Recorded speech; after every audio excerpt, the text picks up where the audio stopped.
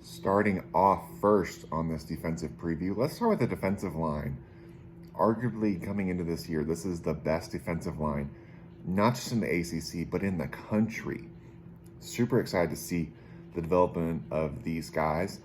I think the big news first in the offseason was Xavier Thomas coming back for an extra year, and because he was expected to go to the NFL, wanting to work on some of his game. Unfortunately, he hurt his ankle in one of the practices, so hopefully he won't miss too much time.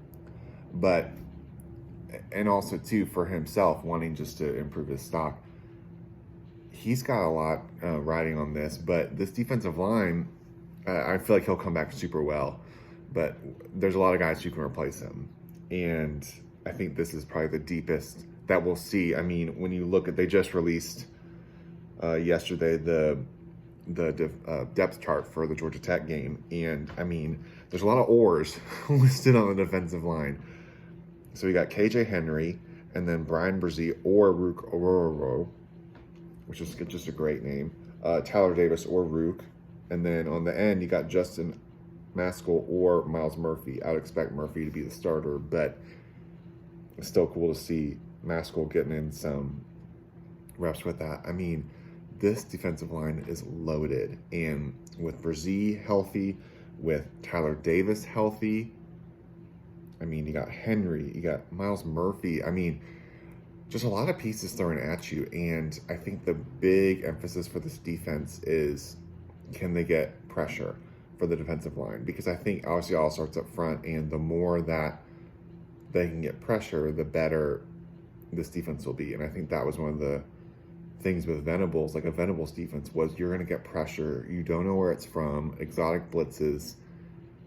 But a lot of that too is like if you can trust the defensive line to do that, then it gives you a lot more options. I think I'll be curious to see with this Wes Goodwin addition is Venables used a lot of his defensive linemen, especially his ends sometimes, in some pass coverage, maybe on just covering in a zone or maybe a running back out of the backfield.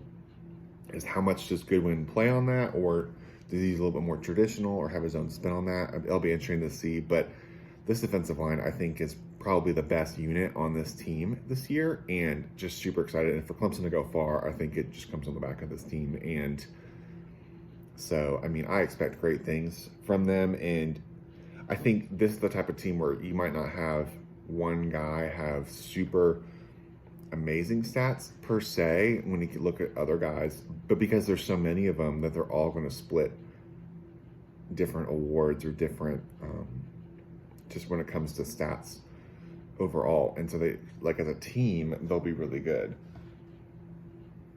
Yeah, it's honestly, and then not just these guys. I mean, you got Trey Williams, who's coming back from injury. You've got Cape Hart.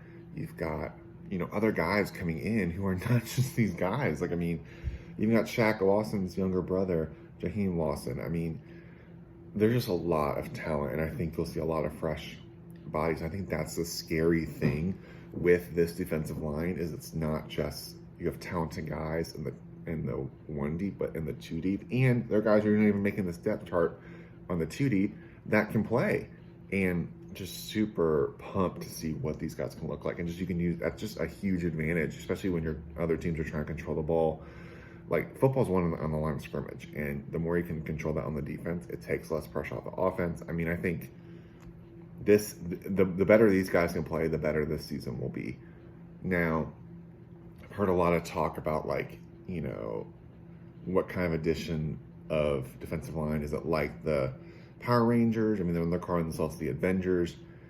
The Power Rangers, of 18, like, they had, good, strong 4 or 5, but then there was a little bit of a dip down. And Quack says as well, I think it's a little bit more like the 14, 15 kind of edition, where you had just, I mean, Beasley, you had Shaq Lawson, you had Grady Jarrett, like all these guys, like, and they didn't even know who was starting the game because they're just, until the very end, because they're just rotating between players. And so I feel very confident about that. I think you'll see probably a little bit more, just a lot of rotation, just wanting this guy to stay healthy. I think that's huge, because you saw the defense is starting to wear down a little bit towards the end of the year, and thankfully able to come through, but just a lot of wear and tear. So I'm betting we'll see a lot of rotation, but super excited to see these guys play this year.